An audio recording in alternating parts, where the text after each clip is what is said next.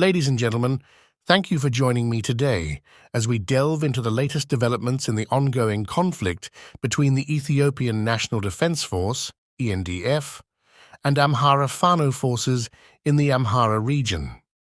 Our sources have provided us with crucial updates on the current situation, particularly centered around the city of Bahir Dar. The Amhara Fano forces claim that they have successfully entered multiple areas within Bahir Dar, and reports suggest that they have seized control of the city.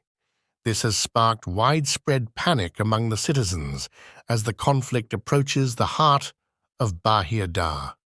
Allegedly, regime leaders are hastily fleeing from Bahir Dar to the capital, Addis Ababa, in the face of the advancing Amhara Fano forces.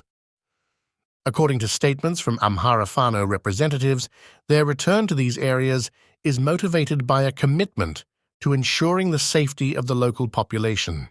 They claim to have taken necessary measures against the regime's army, stationing a significant number of Fano soldiers around Bahir Dar. The city holds strategic importance as the capital of the Amhara region and a key military base for the ENDF. The potential shift in control over Bahir Dar could significantly alter the dynamics of the conflict, similar to what occurred during the Tigray region's war when Tigray Defense Forces gained control of the capital, Mekelle. The parallels between the two situations are clear, as gaining control of such a pivotal city like Bahir Dar could provide Amhara Fano with a substantial military advantage. Bahir Dar serves as a major military base for the ENDF, with soldiers and war equipment deployed from Addis Ababa to Bahir Dar. In an urgent statement, the Amhara Fano forces have issued a call to regime soldiers currently stationed in the Amhara region, urging them to surrender and lay down their arms before the looming deadline of December 30th. Failure to comply, as per Fano's warnings, will trigger special actions against NDF soldiers commencing on January 1st. Reports also highlight a bold attack by Fano forces in Bure, located in Gojam, targeting an industrial park used by the regime's army as a temporary shelter. The attack reportedly resulted in the destruction of the ENDF army in the area, with Amhara Fano capturing a substantial amount of explosive devices and heavy war equipment. In the most recent updates emerging from Bahir Dar, a city in Ethiopia, a disturbing incident unfolded as 4 militia members reportedly lost their lives, with 10 others sustaining injuries following a grenade attack. The incident transpired in the Kabele 14 locality of the city, and the victims were identified as militia members returning from a training session at Horizon School. The attack occurred around 12 p.m., orchestrated by assailants who have yet to be identified. The militia targeted in this tragic event were associated with Fano forces, an armed group engaged in a prolonged struggle within the region for over 6 months. The assailants executed the attack as the militia members were making their way back from the training session. The result was 3 immediate fatalities on the scene, while 11 others faced injuries of varying degrees, ranging from life-threatening to non-life-threatening. The injured individuals were promptly transported to Felej Hiwot Hospital, where, unfortunately, one of them succumbed to their injuries. In the aftermath of this shocking incident, the response from government troops stationed in the city took a concerning turn. Reports indicate that these troops resorted to the abuse of civilians, exacerbating an already tense situation. Moreover, the city experienced a barrage of gunfire for an alarming duration of nearly 2 hours.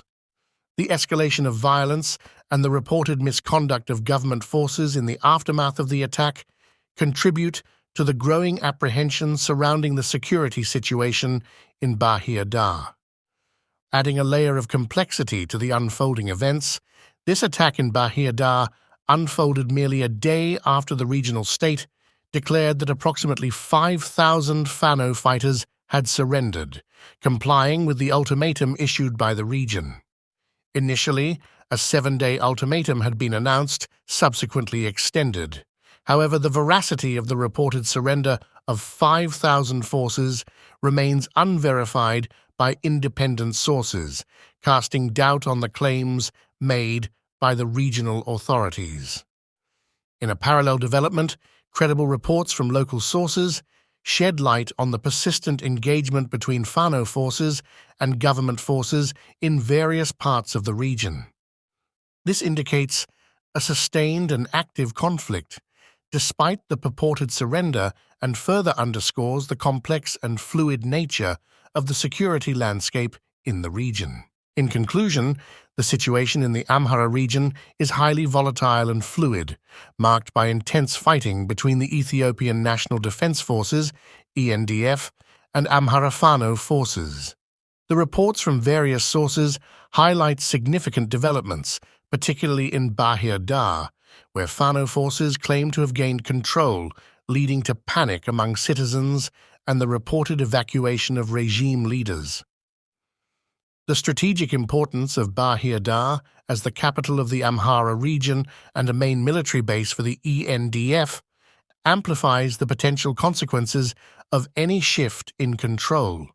Similar historical instances, such as the change of control in the Tigray region's capital, Mekelle, underscore the immediate impact on the overall dynamics of the conflict.